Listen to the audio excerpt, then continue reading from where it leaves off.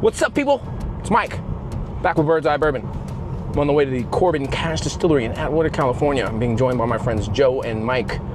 That's Joe Veninato on Instagram. Mike is on that same platform. We just left a food truck venue, had a couple of parking lot pours. No, we weren't in the parking lot. We're respectful gentlemen. Anyway, we're gonna do a tasting, a tour, and who knows what. Y'all stay tuned, it's gonna be exciting. They're known for their Merced Rye, it's a family-owned business. They've been on this piece of property since 1917. That's right, before Prohibition. So, y'all stay tuned, it's gonna be fun. Hopefully we get to try some of their hazmat stuff. I got quite a bit of it, but maybe he's got some experimental stuff we can try. Who knows? See you in a minute. We have arrived. Check it out.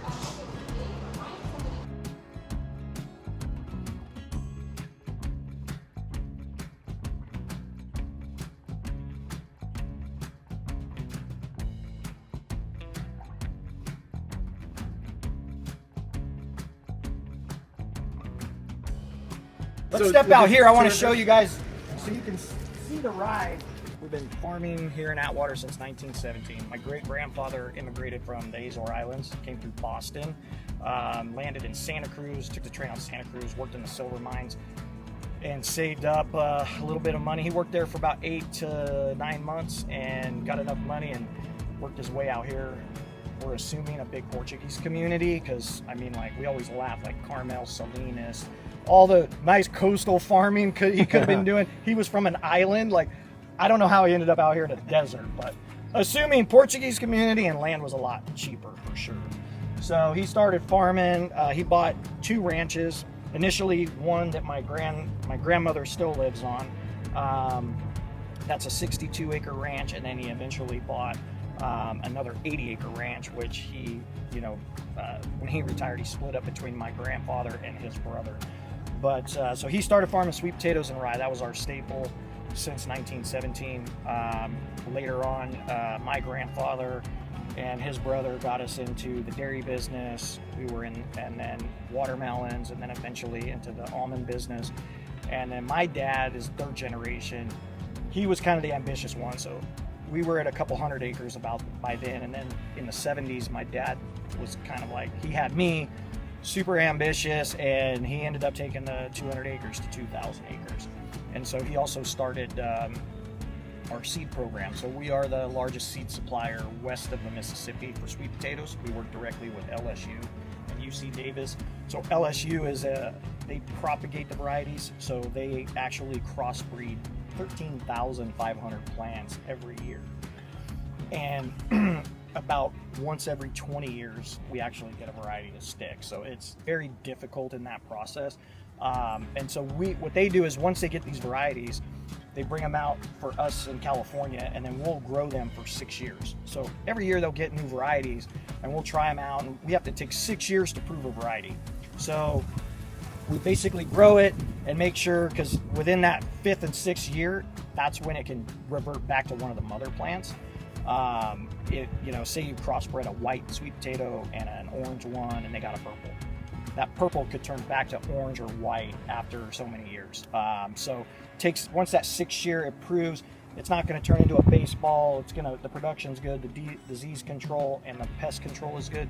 Then we'll move forward with it, and then we'll populate those and sell them to the industry. The Merced Rye, my great grandfather started planting that as a cover crop, basically dust control and weed control.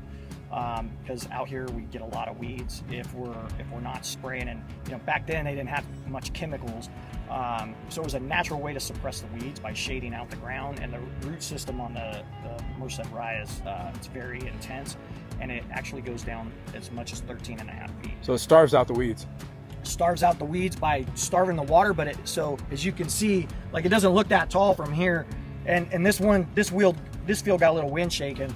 But Merced Rye, most rye in the Midwest gets about yay tall and bushy. Our Merced Rye will get 6.5 feet tall. So the seeds are a lot smaller. It's real spindly, so it shades the ground. So not only does it choke it out, but it also shades the ground to keep the weeds from growing. And then especially we're already in this dry sand. So the seeds being small, it helps it stay standing up unless we get a real bad wind or hailstorm. But the issue with Merced rye as a whiskey maker is it's only about 57% starch, where a regular like Midwestern rye, you're looking at almost 70%. Oh, wow. So it's a lot lower producer, but we have it. And it's got a unique flavor profile. It's got a unique flavor profile. It is very challenging on the fermentation side. Just it has its own little issues, especially since we bring it right from the farm. We don't run it through a mill and like clean out the heads or anything. Whatever the combine throws in there goes into there too. But I think some of that adds to our natural flavoring too. That's interesting. Yeah, the seeds are, it's kind of weird. So they're so dry. Like when we grind corn, malt, barley, or even, wheat, it's not very dusty, but this shit's just like, it's full of powder. So it's when we mill it in our little mill right here, and then we go to cook it, we have to be very slow going in because it just cakes up on you. And where like when you dump corn in there, it just goes and you mix it. If we don't actually pour in the Merced rye at a proper rate, it'll turn to malt, like balls of clay in there, and they just stick, and then you won't get a good fermentation. So especially when it's 100%, it's a real pain in the ass to work with. But we've been super happy with the flavor profile. So how you guys agitate it? Everything's got mixers in it. Okay. So every tank we own, except our one chiller tank, every tank has a mixer. We could never do it without mixers. Yeah, manually that would be impossible. With the 100% rye, you could with even the sweet potato. The sweet potato's super thick, but when we're making our bourbon's pretty easy. Like it doesn't give too many issues, but sweet potatoes and rye are annoying, man. But also go back to that flavor profile you were talking about, a lot of that is it goes with the soil. So we're seeing now, and like when we do a farm tour, we go to the barrel room and you can taste barrels. And so we're trying to figure out with the ABC to be able to do that here and have some barrels where we can bring in like at least 2 or 3. So what we see now is the sweet potato fields. So like this field behind us, gets rotated out with sweet potatoes every other year or every 2 years. But we have fields like this, almond orchard. So this will be in almonds for 20 years maybe. And then we'll cut it out. We'll plant rye on it for a year. We'll harvest that rye. That whiskey will taste different than that ground that had sweet potatoes on it year after year. Oh wow! It's got more body to it. It's got more earth tones, and it's more character. So you think the previous cycle of crop leaves something there in the ground? It does for us. Okay. Now, but most grain farmers, it's just grain. Yeah. It's grain over grain. So we're vegetable farmers by trade. This is just an offshoot of something we did. So that sweet potato in the ground is changing the flavor profile of the whiskey, and so you can taste it in the barrel. And you'll be tasting some whiskey today. I'll be able to show it to you in that aspect from the bottles of just a difference in flavor profile. It's kind of something we just stumbled upon in the last couple years. And the first batch that we had came out of 2016, and it was. We emptied these barrels, and I'm just like, freaking earthy, weird. It tastes like young malty scotch, got these grassy notes to it. I didn't like it. It's grown on me, and it makes a damn good Manhattan. But it just at first it's like, this isn't rye whiskey, or it's not our rye anyway, right? And so our rye is just a little bit different than most, but this is even more different than most of our other stuff. So it's so as we're tasting through the barrels, good thing with us is we're farmers. Go back and look at the records, what grew on that field. Well, I can go back, that was an anomaly that probably won't ever happen again, but if you go about 1.5 miles this way, you'll hit 140 highway. As soon as you get to 140 highway, the soil changes. You get on the other side, it starts turning a little red. If you go another mile that way to 3 miles, depending on what area, it gets black. So that heavy soil, that year we had the rented field. One of our neighbors took an orchard out down there. We rented the field from him. And because of the heavy soil and the fact that year we got 19.5 inches of rain, the rye was just like really tall, fat. The seeds actually had produced about 63% starch, which is a little more than the 55, 57 that we're used to. So I was like, I'm just going to take this one field. Well, I had no idea it was going to change the flavor of the whiskey. So now we have to pay attention to that stuff. So it's something we've learned. This has all been trial and error for us. Like I didn't have any formal education. I bought a book off the internet, made a still. I started doing sweet potatoes and rye in my garage, and then That took about 1.5 years to get the recipes down, and then another 1.5 years to build this facility. So that was back 2007, 2000 to 2010 is when we got our first product on. So maintaining a consistent profile is pretty important to you, or? Oh yeah. Yeah. You know, it's cool to have these one-offs, especially now that we have a single barrel program, right? Yeah. Because it gives somebody opportunity to have something different. The challenge is if, you know, and we've seen it with this particular last batch that went in our round bottle is, we got some guys that got it, some restaurants, right? They make a cocktail with it, and then they're calling you. They're like, "Yo, bro, like this batch isn't right. There's something different about it." And I'm like, "Yeah, I was afraid of that." So yeah, so there was restaurants I had to go down, and I'm like, "Hey, I'll just swap you out. I have some other stuff." You know, my team was like, I didn't want to release it, and my marketing team's like, "No, man, it's still good. It's just different."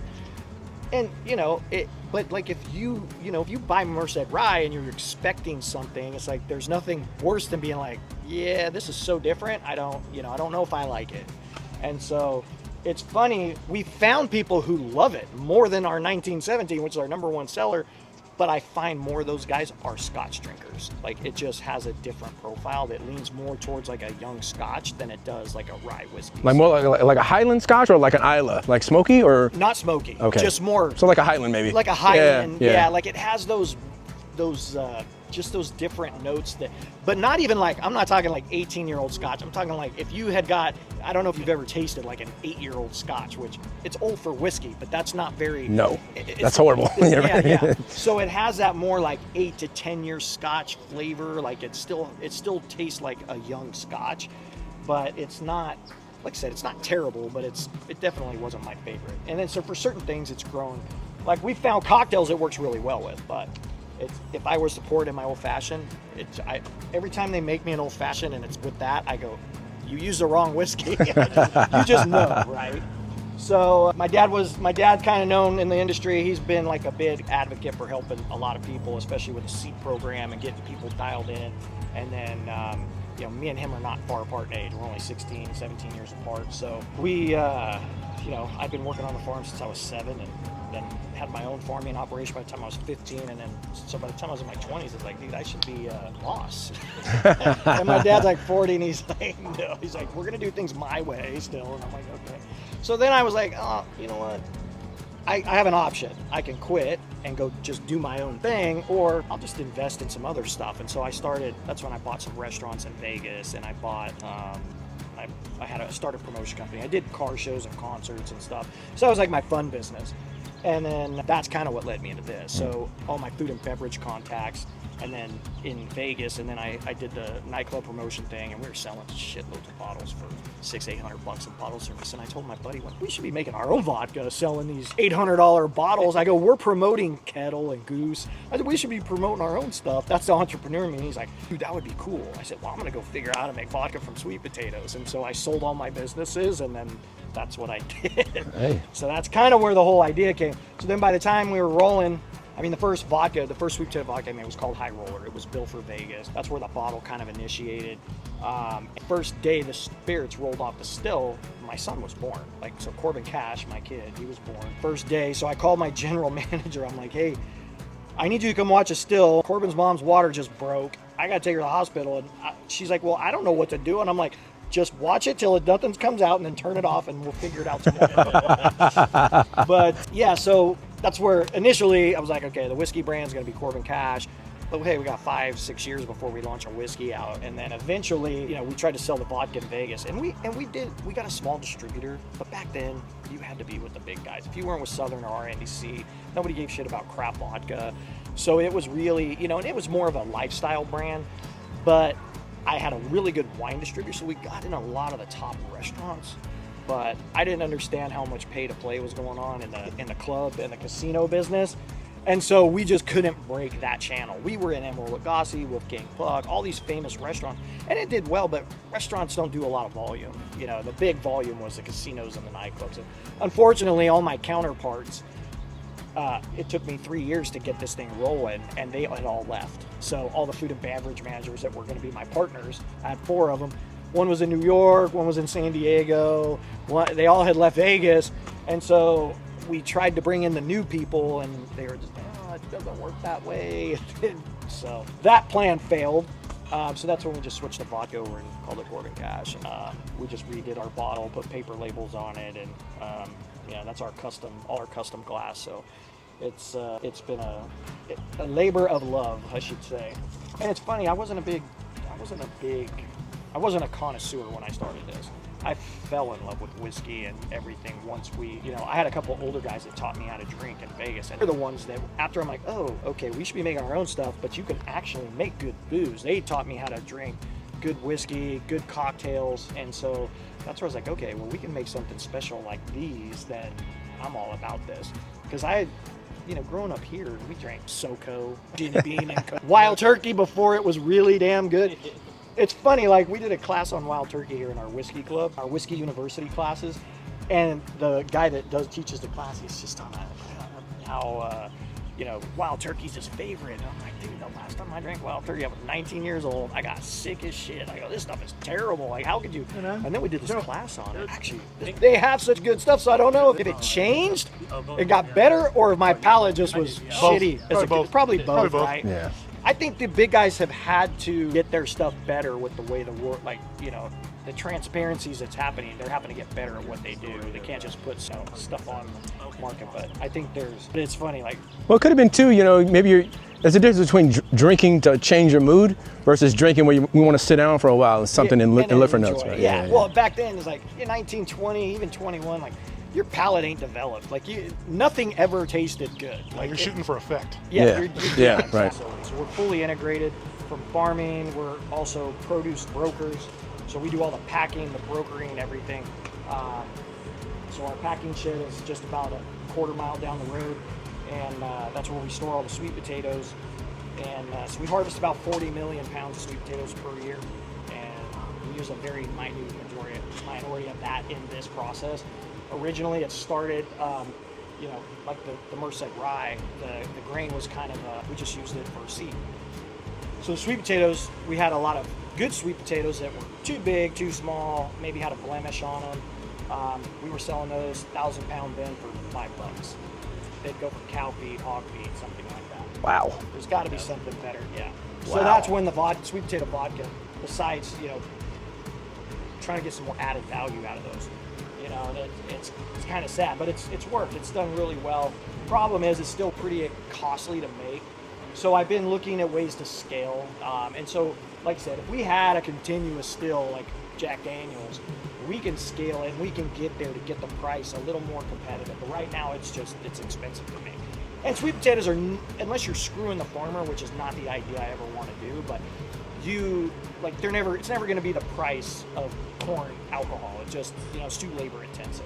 So to keep it sustainable, right now I can buy the off grades because it's not that much, but the goal would be, if we can convert the whole damn thing into alcohol, it's definitely more viable than trying to fight the produce business. But that's just another level that we can hopefully grow to someday. But we use, out of the 10 sweet potato varieties we grow, we can use 5 of those in the distilling process. So our vodka, we use a blend, but our sweet potato liqueur and our blended whiskeys are very specific varieties for those. So we'll wash, clean everything over at the packing shed, and then the sweet potatoes we'll bring in here.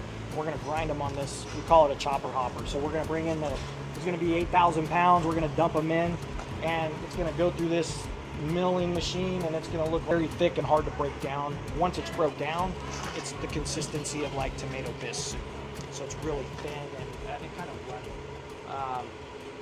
Now, to give you an idea, so we'll cook that 8,000 pounds of sweet potatoes. We're going to start with about 200 gallons of water because the sweet potato is about 75% water. So we use a lot less water when we distill sweet potatoes and put 3,500 pounds of grain in there. So the sweet potatoes actually, from a water perspective, they use a lot less water because they're already 80% water, 70 to 80%.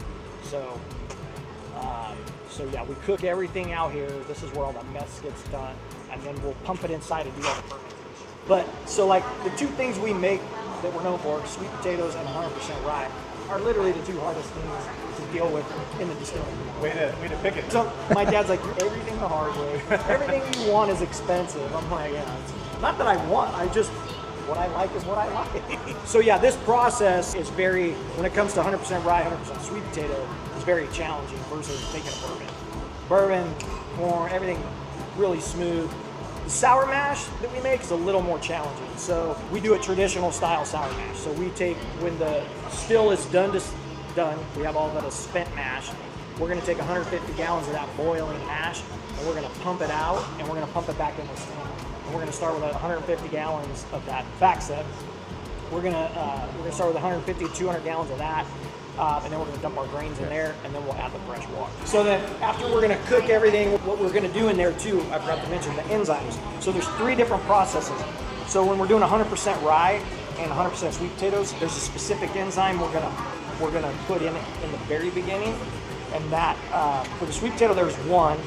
With the 100% rye, there's 2. And one of them is a very heat-tolerant enzyme that we can take it, and it will survive up to a boil. So we can take that enzyme up to 180 degrees, and that's going to start converting it and breaking down the stringiness of the sweet potatoes. But the second enzyme in the rye that's going to help it not get sticky, because 100% rye is known, it'll turn to peanut butter on you. So we do a step cook where we throw half of the enzyme in the front, and then the next enzymes come on the cooling side, which is where you would add, like if you were making a beer wash, when you would come down on that, where that 150 to 160 degree temperature, that's where you keep your malts. That's where we come with that second enzyme, which would act as our malting enzyme. So even when we do malt, we still use commercial enzymes because we need to make sure we get all of the starch converted as best we can. Because it's, Yeah, malt only does so much. Yeah. Malt only does so much, and with beer you're very careful because you got to watch your flavor. You're drinking that final product. For us, we're not drinking that mash, so it's helpful for us to be able to use those commercial enzymes. And even they're not perfect. Some days you just scrub a batch and you're like, what happened? Was it the pH? Was it was there a bacterial infection? Little things like. So our rye production, it's been fluctuating, and it just consistently getting less and less. The other day, and I'm like, so we bought some different yeast. I want to try new yeast. I thought maybe our yeast is just not working. Today we take the mill apart. We're gonna sanitize the mill. We open the door, and the screen for the grain, where it's hammer milling, and the screen had moved, and it was letting whole grain through. And because we go straight from the mill into the back into the bag, they weren't checking it. We stuck our hand in there, and it's like, there's like 15% whole seeds in there still, because the Merced rye is so small. Corn would never do that, wheat would never, but the Merced rye is so tiny, it found its way behind the screen. And so for like 6 months, we've been having this problem, and it was just, when they had taken it apart the last time, they didn't put the screen back in properly. And so we've been losing some seed in there. Along with dollars. Yeah, along with dollars, right? Once we're done converting through the cook, then we're going to go into fermentation. And so you'll notice we have 2 different style fermenters. This one we had bought in a jam, but what we found, so we started with these. This one we bought in a jam. In our heat, it lets the heat out with these jacketed tanks. They call these dimple plates versus jackets. And the dimple plates are actually more efficient at getting rid of the heat than these, even though these are a lot prettier and look like a lot nicer. So you're just learning all this trial and error the whole time, right? Yeah. Like, let's try this, it didn't work, try this. Yeah, I have no formal education, but I know better. And so like when we have a few people we do white label whiskey for, and they're like, oh, well, I want to do this. I'm like, it won't work. Don't worry, I've already done that. I made that mistake. So depending on if we're doing sweet potato rye or bourbon will actually ferment in roughly 2 days. Like we can ferment bourbon in 2 days. 100% rye, 100% sweet potato, 4 to 5 days minimum.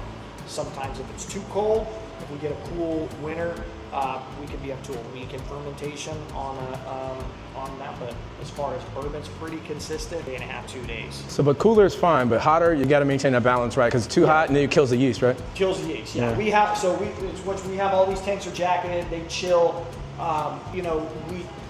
We want to run, but in the summer, so we typically try not to do any distilling in July here, just because the cost of PG&E now is so expensive.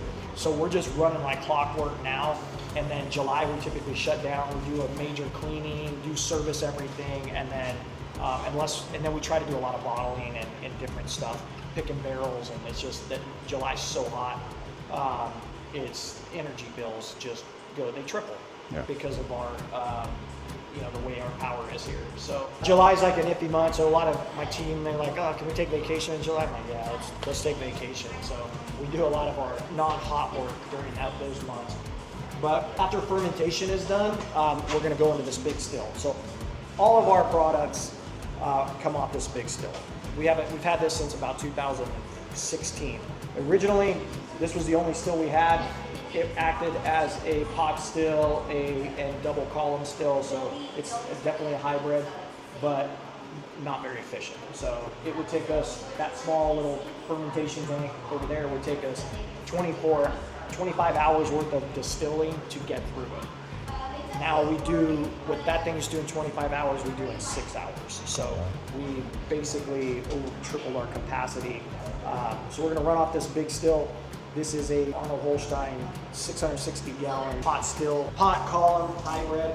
So we can run it like a pot still, where we just run it, we turn on the steam, it's gonna roll through those 2 windows up there. And then we have what I call, they're like a throttle. So that all the mash is gonna come, or the alcohol is gonna come through as a vapor. That vapor is gonna be flowing through these windows. Each one of these plates in here they have a hammer. They have a damper. And so we're gonna close those as we're distilling. But initially we're gonna go through with them all open. And to give you an idea, so there's plates on here. This is a condensing unit. And then we have our depth limiter, and then we have our copper, our top hat up there. That top hat has 600 pounds of wound copper in it, which is going to help filter out the sulfur, right? Yeah. So initially, we're running all the alcohols flowing through these plates. Then when it hits this depth limiter, there's a bunch of tubes in there that look very similar to the condensing unit. So it condenses the alcohol. We're gonna run the temperature. We're not gonna wanna turn it into a liquid yet, but we're gonna wanna start cooling it so it doesn't have to do all the work over here. So we'll adjust the water temperature here, and depending on what we're making. So if we know we're gonna go over to this still and make vodka, we're gonna try to bring it off as slow as possible to get the proof up as high as possible. But if I'm making whiskey, I want it to flow through pretty evenly and just let it have as much flavor profile. So initially all the plates are open, everything's rolling. The vapor's gonna come through, it's gonna go through the top hat, strip out all the sulfurs, and then we're gonna come into here as a vapor, and then we got cold water running through this. When the vapors hit the liquid, it's gonna turn the alcohol into liquid, it's gonna flow through here. And we're just gonna be gauging this with this meter. So this is gonna flow here. So we try to run all the rye, sweet potato, everything off. Our sweet spot we find is between 135 and 140 proof. We've had some products we go a little bit higher with, but more like brandies and certain things. Our sweet potato liqueur, I might go a little bit higher with, but the rye whiskey is about 135 is what we shoot for. So what's gonna happen is it's gonna come out at 135, then eventually it's gonna just start dropping. I'm gonna come over here, I'm gonna close the damper. That's gonna hold the alcohol in longer.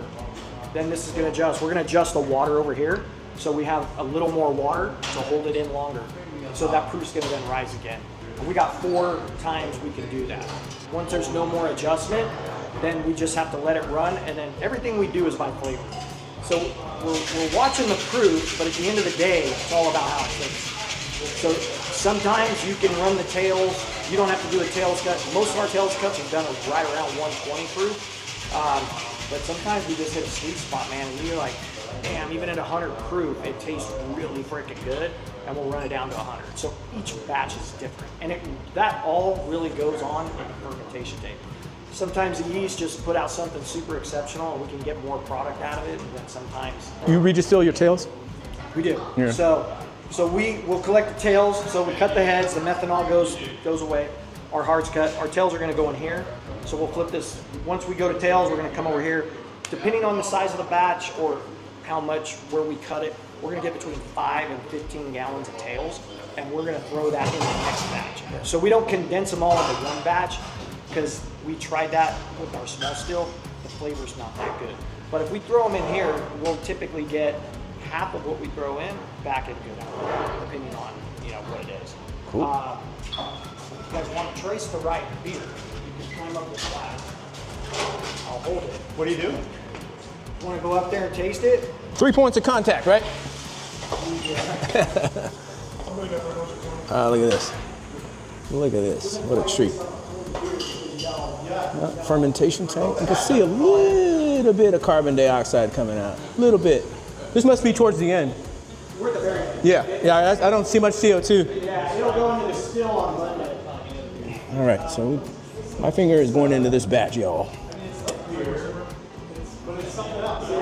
Yeah. That's delicious. It's got a tangy tartness. I love it. Yeah. Like we tried to buy rye from like Midwest and we distilled some, and it's just a different flavor. Going for it? Right there? Yeah, dude. I get picture. All right, Ryan's going up. Excellent. That's a treat. Like there's a little It's tart, right? So Yeah. it's been cooled down. Is It's it? cool, yeah. So it'll stay warm. So we're trying to keep it at about 86 degrees is the ideal temperature for the release. What's that taste? But Sour? yeah, it almost tastes like and it's funny, like it's sour, like the sour mash doesn't taste much different. But when you distill this, it will come off sweet. It's kind of weird. What is that product called that's in the tank right now? Well, I mean that's the wort. Wort, yeah. It's the wort, but it's Okay. the rye wort, 100% rye wort. Okay. So we call it mashing out there. We call it mash. Once it's just like done its thing, now it's wort. Okay. And then you put the wort in to here. So this is when it's all done. So all the whiskeys are done here. Basically, the only thing this little still does now Thank you, bro. is distills vodka. Appreciate it. So we need all those plates to get it up to 190. That's where we'll. That's the only way. And this one barely does 190, but by design, our goal is to get the vodka flavorful, not be like rubbing alcohol and smell like rubbing alcohol. We want to retain as much flavor and character as possible, but still make it neutral enough to make cocktails with. So sweet potato alcohol coming off this, it's very reminiscent of a good agave, but which we're going to start probably showcasing now that people know what we do. But initially, it's like nobody cared, So it's like you're trying to make vodka, and we're like, why did we ever make vodka? We should just be making sweet potato spirit, be different. Because it's very hard for people to wrap their brain around vodka, drinking it on the rocks, or neat. So we call it, it's really a spirit forward vodka, like you drink martinis, like a vodka soda, vodka tonic, or a nice dirty martini. But if you drink vodka cranberry or screwdrivers, like it's just too expensive for that. Like you're not going to get the flavor of the vodka. But so we intended to drink it on the rocks or in very non-syrupy cocktails. So, but yeah. So any questions on the process? Yeah, and then we do all the barrel. So we'll barrel everything in here. So we usually do that in troves. So we'll collect all the alcohol. That's one thing we typically do in July. So sometimes you'll see a lot of our barrels. Oh, this was done. It hits time in January, July when we do a lot of barreling because it's so hot. And we're slow in January in here, so we take those times, we'll store the alcohol up, and then we'll just barrel it all at once. Because we got to dilute all that alcohol, so we're bringing it in, and we'll bring it in at totes, put it in here, do all the dilution, and then we'll barrel it, and then it goes back. We got 2 different rick houses that we use. So, how many barrels of rye are you filling per year on average? So, it got weird during COVID. We were so busy here, we actually didn't put a lot away. So now we have a lot more older whiskey, as you've seen. Yes. Then we do young whiskey. But we're trying to put away about 200 a year. So we're distilling every day except Saturdays and Sundays. Right now we're running just 1 shift. Some points of the year we'll run 2 shifts, so we'll go 16 hours a day. We could do 10 barrels a week if we really run hard. We don't really need to do that right now where we're at, but the goal is to start putting it away now that our single barrel program has hit hard and things are going good. We're starting this year we're going to go into 5 states with Pack Edge with our new distributor, and then I'm going back east to meet with a couple of different distributors to start spreading back east too. But our outside of the state sales have been great. So, but we've just been using Washington D.C. to use most of that sales. So the distribution's been the hardest challenge. We were Southern for years. and it's just the big animal. We don't get the attention. It's Reyes now, right? Reyes is the big player now, right? Well, they're becoming. I mean, hell, they took Jack, Sazerac, Tito's. Yeah, but they're Brown just Foreman's next. Yeah. They're the next chip to fall. They're all gonna, you know, what they figured out. You know, you can't blame those guys. Their brands are so big. They just need delivery. So Reyes said, look, we'll charge you $8 a case, and then that's it. Dude, you imagine Reyes is making a killing. It's like, yeah, we're delivering beer and Coke and everything else. It's like, and that's what's gonna. It's starting to change now. And the more that the consumer complains to the senators and the ABC, the direct-to-consumer's coming. It's just gonna take. It just takes you guys. Everybody needs a voice and say, hey, why can't I buy this direct? I want to buy from my retailers. We should be able to sell just like a wine. He can buy direct from a winery, but you know, and distribution is needed, but not for everybody. It's not for everybody. Like, it would be so much more easy for a guy like me if I could have just went directly to them. Well, the sad thing is it created.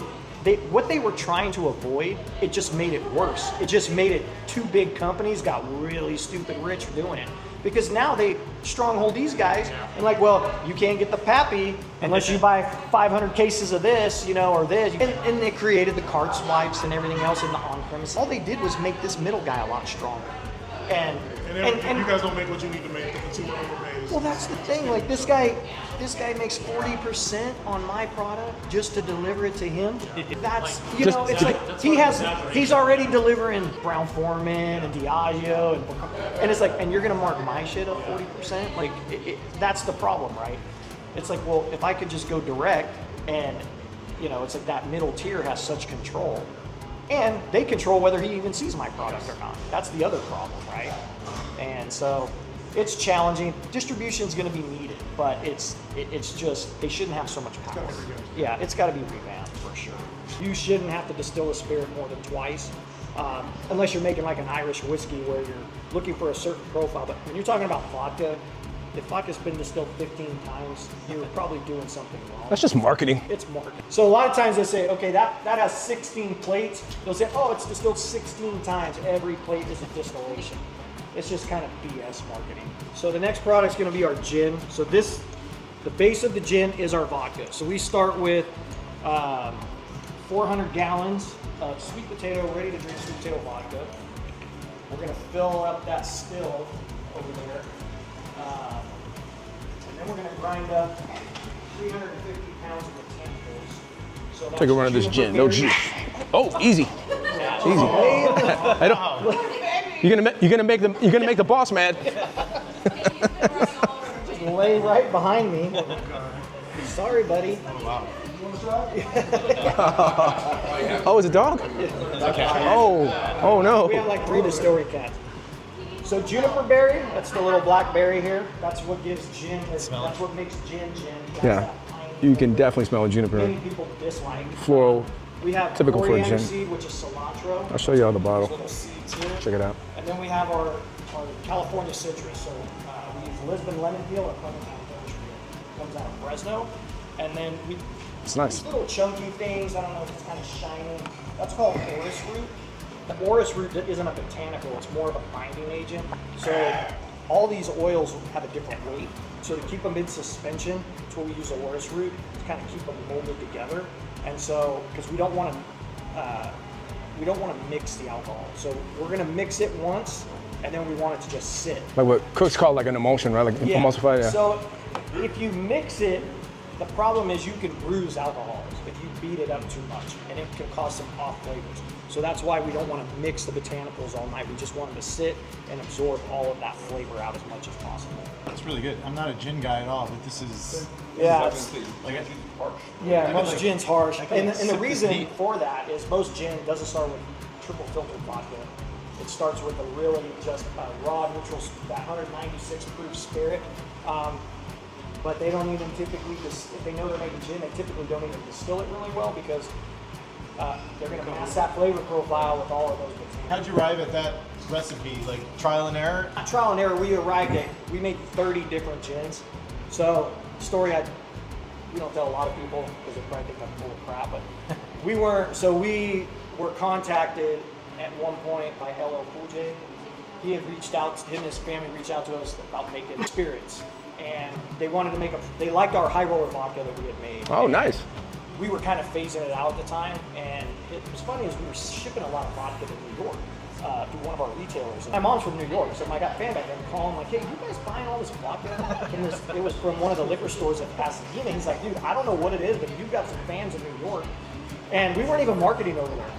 And then come to find out it was LL Cool J's son and his business partner. They had been buying it and giving it to their friends, and then like talking to club owners like, hey, you know, they really, and LL Cool J's big on sweet potatoes. So we went down and met them. And dumb me, I'm like, dude, you really want to make vodka? Like every celebrity under the sun has a vodka. And this is more than 10 years ago.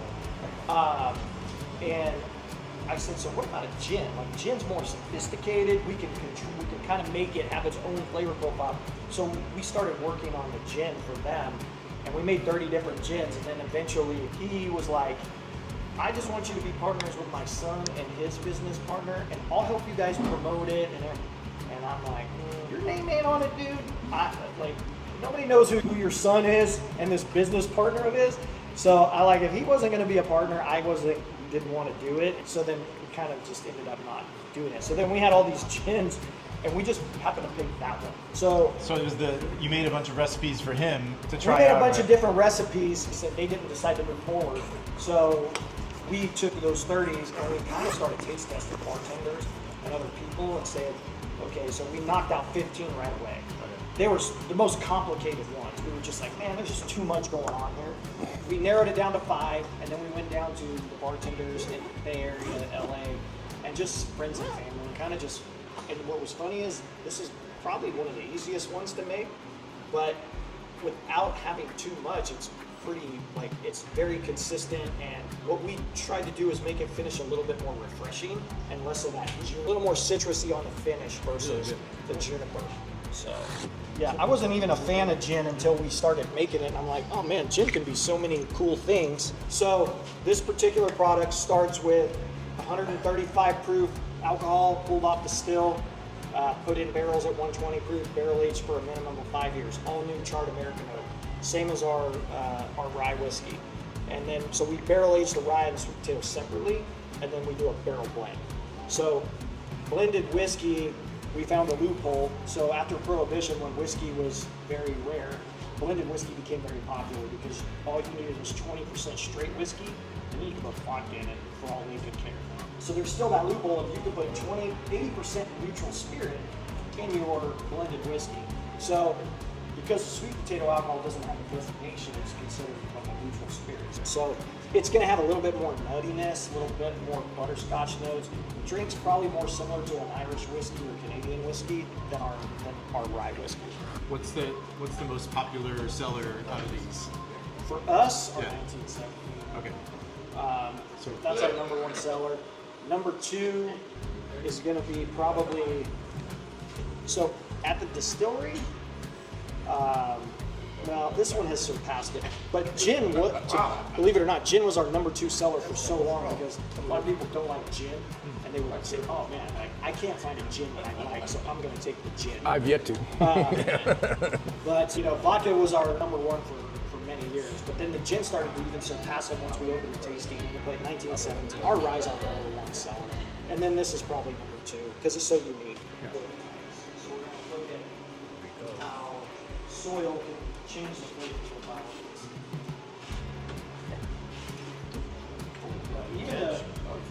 Even the nose, smell them side by side, big difference. First one, is that the This black one, bottle? yeah. It smells like this old wheat whiskey I had from a distillery in Liverpool. Okay. It smells like that. Yeah, Funky. there's a funkiness to it, yeah. Sometimes it smells like, I feel like, when you talk about wet grass and when it's, when it gets kind of musty, and I feel like it has those characters of like the grain sitting in that black ground, that really heavy soil with just some water for months on end. Yeah. It's what it reminds me of versus the dry spiciness of this one. So It smells like a farm. yeah, very organic-y, right? I get bound books on the nose. It's great, Yeah. like a leather quality. Yeah. And like I said, it tastes completely different. It's grown on me. All right, y'all, I'm trying the Merced Rye whiskey. Yes, this smells like leather bound books. You only know that before the It doesn't smell like oak at all. Wow, that's a very interesting nose. Maybe you described it best. Almost like a barnyard funk. Yeah. I really like that. I'm gonna get a bottle of that shit. That's good. And it's nutty. So I also get walnut and leather on the nose. No sweetness at all. No ethanol. Or maybe praline. Praline, leather, Sweet. nutty, yeah.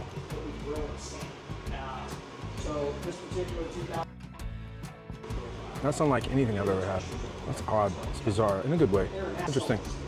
I like funky stuff, you know. I like things that most people wouldn't put their face near. You know if you know what I'm saying.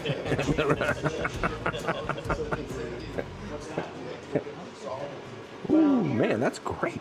I like that. Let me put my glasses on. Remember, kids, you don't always have to look cool. You can wear your glasses, especially when you're old like me. Right, Joe? Absolutely. That's right. You guys say hi to Joe. He's the one who organized this all. Joe, follow Joe on Instagram, Joe Beninato, right? It's just, Yes, sir. all right, there you go. This is the hero of the day. Good to have Bird's Eye on the trail with us. Oh, stop it, but say more. What's the 1917? So 1917, it's the year we started farming, but that's actually the minimum amount of days that we put it in there. So it's 5 1/4 years. But how this product came to be was we do it, like I was telling you guys, we do a farm tour.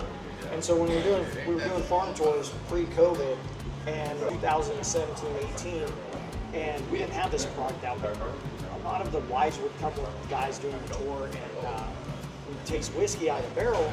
All guys want high proof, well, most of them.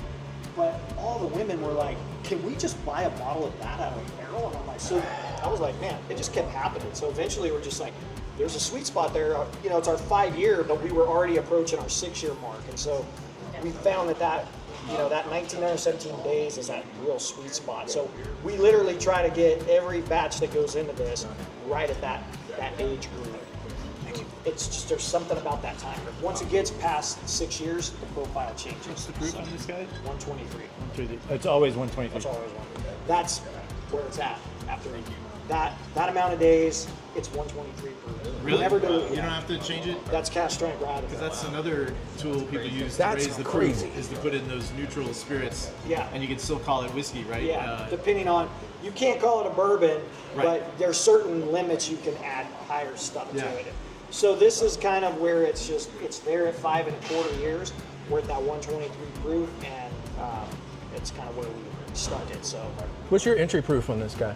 120. Oh, okay. Yeah. But our like single barrel bourbons, so we started laying down the bourbons, which I don't have any right now. We started laying some down at 125 proof. And that's how a lot of our single barrel bourbons ended up all hazmats, because of, we waited 8 years and then they were just like, boom. But the thing with the bourbon versus the rye is the bourbon doesn't hit the astringency levels that rye does. So it will, but not as quick. So with the ryes, we had to watch. So that's how I ended up with the 12-year double oak we're going to release this year. Was we had some ryes with the certain wood that we had bought. They had hit 6 years. They got a little bitter. Well, what happened is they surpassed the char in the oak because of our heat. We're so hot here. Our rick house will get 140 in the summer. At that time, we were like, okay, we found that 6 years we might not get more than 6 years out of a whiskey because all of the astringencies we were starting to see. So that's why we coined this 1917, that sweet spot. But then I figured out a lot of it had to do with the type of the barrels we were buying. We went to more expensive barrels and then doing some temperature control. And then we had taken some of that astringent whiskey and put it in French oak and forgot about it. And 6 years later, we ended up with a 12-year double oak. But because those barrels were in really expensive French oak, like wine grade wood, we didn't have the issue of astringency. So now all the barrels we're switching to are pretty expensive. The cheapest one's $550, and they go all the way up to $800. Which coopers do you use? So we're using one out of Fresno called Barrels Unlimited. So they always make wine barrels, commission them to make whiskey barrels for us. They make whiskey barrels for a lot of people now, but we had commissioned them years ago to make some. But they were so expensive, I was using a lot from ISC, which is great wood. But on the John Spindler Barrel House, you can see with ISC barrels here, they leak like a sieve. And so our loss rates were stupid. Where when we pay $550 to $800 for a barrel, it looks brand new. Even after 8 years, there's no leaks in it. And so it's just a grade of wood that it's like the flavor profiles are great coming off the ISC. Well, we just did one that only had 12 gallons of whiskey in it. So that's just like, it's crazy. So that's something we have to pay attention to. One of the reasons we figured out too, back when we bought all those barrels, that like the one he got for his tenure, those years, barrels were short. They were using every piece of wood they could get for a stave. So if you look at the barrels, we didn't really pay attention when we were getting them because I didn't know any better. Well, now we start critiquing them. I mean, some of the staves are only 3/4 of an inch. Like, you should never have a 3/4 inch stave in your barrel. Like, most staves are going to be an inch to 2 inches. Yeah, well, there's a sliver, and the more cuts you have in that barrel, the more chances of it leak. But those little pieces aren't real strong and they split. And that's where you start to see those leaks because, you know, a 1 inch piece of wood or a 3/4 inch piece of wood isn't very strong. So when we started looking at the barrels, like, oh yeah, like, they're always, this is where they're cracking, this is where they're leaking. So ISC, that's independent stave? Independent stave. Yeah. Don't get me wrong, good barrels. A lot of people use them. A lot of people use them. And dude, his tenure, like, we have great whiskey coming off them. We just have to be very careful with them here because with our heat. And I don't know if there's any, you know, like I said, when we bought those, there was barrel shortages. So you probably won't see, but you can look at some of the barrels we have out there on those stands, and there's some spots in there that the staves are this big, and you should never have that. Yeah. So what's a barrel cost? Like Today, well, like if I were to buy an independent stave barrel today or a Kelvin barrel, we used to pay $200 to $225. They're about $300 now. The barrels we're buying now, they start at $550 and go up to $800. But That's almost Mizunara prices. well, and the difference is too that I learned is independent stave, the max seasoning you can get is 2 years. Everything we do is 3 years. Minimum 3 year seasoning and really tight grade oak. But that's something we have to do here because of our heat. But it also, we see a huge difference in the flavor profile. Yeah. So, Tight grain is tight what's that. grain, And the longer you air dry it, generally the better. and like independent stave, like I said, we've got some great flavors. It's just the loss is what kills you on them. But then, but in the short term, like if you're doing a 5 or 6 year old, it's still not bad. Yeah. But those years were terrible because of those small. I didn't understand what it was, and then we started figuring it out. So. do you keep up on, you know, like Bardstown has a cathedral oak. Like do you make it a point to try that stuff, or do you say, Yes, when we do new products, I will try new oaks. The problem with certain things, like with the rye, I'm always trying new stuff because it's our flagship. Right. And it's such a big, with the single barrels, everybody wants something cool and new, right? Right. So, with that we try new stuff, but with certain things, I don't want to change them. We're not doing a single barrel program, I won't change it just because take a risk of getting something that nobody likes. So this next one we're going to taste is our sour mash bourbon. Thank you, brother. So this one done true Kentucky style, where we take the old back set out of the distilled. All right, battery's dying. Uh-oh, we're in trouble. That's okay. Check out what I'm having here. So this is their bourbon. They're known for their rye, but the bourbon's good too. I've got a hazmat out of Tarpe Liquor. Shout out to those guys. We're gonna nose it, taste it real quick. But they're making good stuff here, man, in Atwater. Corbin Cash is legit. They do more than rye. They do Bourbon too. What's that? Yeah. So this is 106 proof. So this is also barrel strength. This particular There it is. product That's was the bourbon. actually put in The shelf right there. at a lower proof. So all of our other whiskeys are 120 to 125. This was actually put in at 110. Okay. And we did a little bit of humidity and temperature control to make it age more like Kentucky. So that's why the proofs went down instead of up. So we got this out at 106 proof after 4 years. So if we age our sweet potatoes, very similar to the temperatures in Kentucky. So the sweet potatoes are in insulated buildings. We age them with 65 to 70% humidity, we try to keep them at about 65 to 70 degrees. Actually, 55 to 65. Keeping them at 55 is almost impossible here. So we stuck a few of these barrels in those rooms, and they actually lost alcohol because alcohol evaporates in humidity and water evaporates in heat. So Yeah.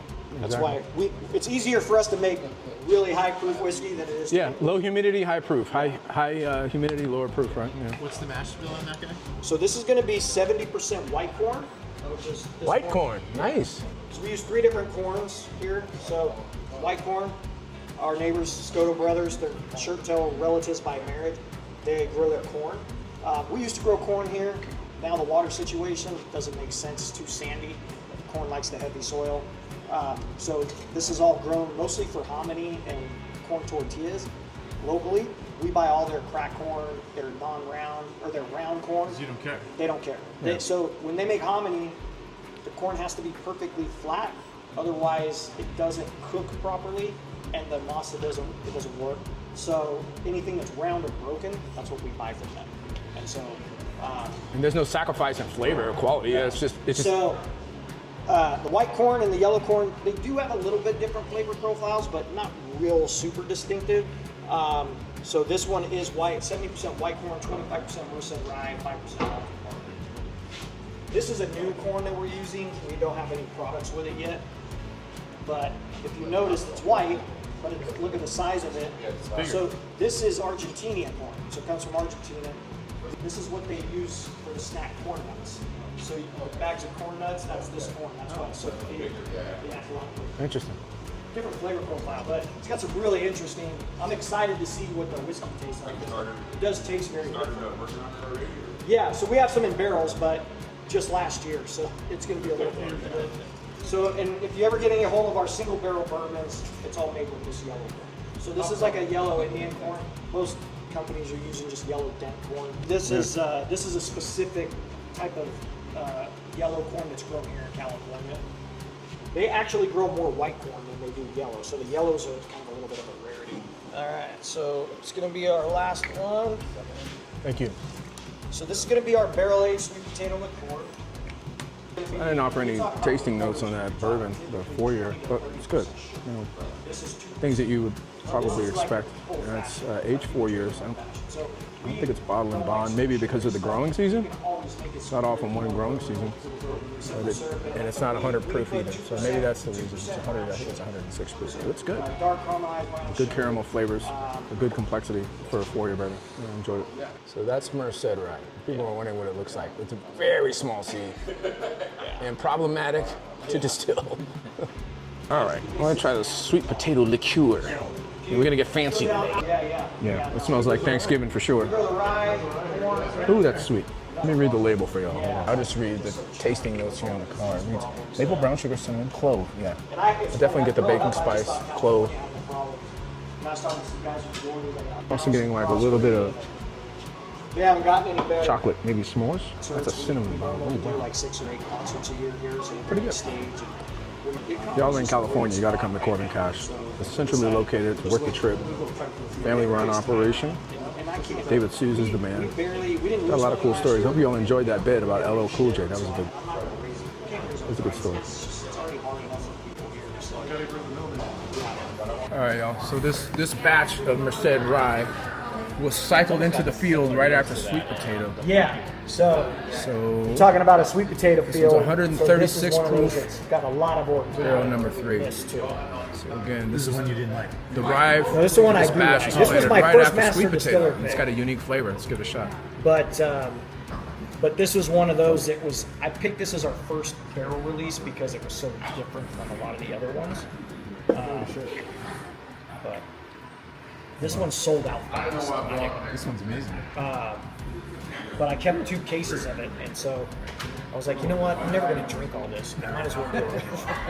So I save it for when I don't have any single barrels. I release, and I got whiskey lovers that come. I bring it out in case if you guys want it. Yeah, because one of the guys who couldn't make it, he said, if he has a single barrel, I'll buy that. And Thank you. Goodbye. Take care. Good to see y'all. Take care now. This has a lot of that kind of. It's got some apple notes to it, like some. It's got a little bit more fruit note. I felt like it was almost like a citrus pop. Yeah. The orange peel. So Maybe that's even a what- little cinnamon too. So that's the part you get that I feel like when guys come out and do barrel picks, it's that. Oh, that's what makes Corbin Cash Bourbon Cash. You get these apples, the citrusy notes, and a lot of that is coming off that sweet potato field. So when you taste the sweet potato spirit, so we're going to release 100% single barrel sweet that's potato apple, this man. year. Big 10 years time. old. Wow. 10 years old. You get a lot of that. Those ripe fruit apple? notes to it. That Citrus, apples, maybe a touch of cinnamon. orange, Too. citrusy notes. I kind of got that. A little bit of sweet cinnamon spice. potato-y Wow, it's good. Yeah. It's really good. Whoa. scent from it. I could nose that for an hour, man. That makes, great. that makes so that the 1917 from a different field. Or that No, that so batch. so this batch is a sweet potato field, but the older this gets, the more of those characters come out. Yeah. What's the price on this guy? Got a beautiful maple sweetness. Oh, 130, I think. 130. oh, and chocolate on the finish. Yeah. Big time. You guys taste that? It's like a dark chocolate, like a malt. Holy moly, that thing is killer. What's the proof on this? Damn near guy? hazmat too, right? It's 136 proof. Whew. Yeah. Good lord. With some marshmallow. That's got a nice seasoned oak nose too. Wow. What's it take for you guys to go to a festival? Smells like a roller coaster. How many people would you want to have Sounds there? weird. It just It depends. reminds me of like an I mean, old you wooden smell roller one, coaster. It's just a A matter really of, seasoned it's more oak about on the nose. one. Fantastic. No, So it's- we it's quit really doing a lot of those. So it's tremendous. just really like That's a tremendous one. we and So I'm helping. I live in Los Altos, which is right next to Unwind, where I met you. Right, that sweet potato batch right there. Of course, you have to take a bottle of that. And also got the ribbed for my pleasure bottle, Merced Rye whiskey. Look at this. Yes, this one had that old leather-bound, dusty funk. I absolutely love that one. That was my favorite of the ones we enjoyed. Is that the right diameter? That's the right diameter. Yeah, Yeah, okay. right length, everything. Yes. That's it. All right, everybody. We're leaving Corbin Cash. Dave Souza. He's the man. We just finished a tour. Tasting. If you're ever near Atwater, Central Valley, California, go see this guy. Everything is farm to table, strictly grain to glass, family-run operations since 1917. Wonderful outfit. I recommend you come visit. We'll see y'all next time. Dave, I'll let you get the last word. all right. Thanks for coming out, man. It's a pleasure hosting you guys, and yeah, please come out and visit us. We love to have new customers all the time. Saturdays, not Sunday. Make sure you show up on Saturday. All right, we'll see y'all next time. Cheers. Cheers. Thank you, brother. Thank you.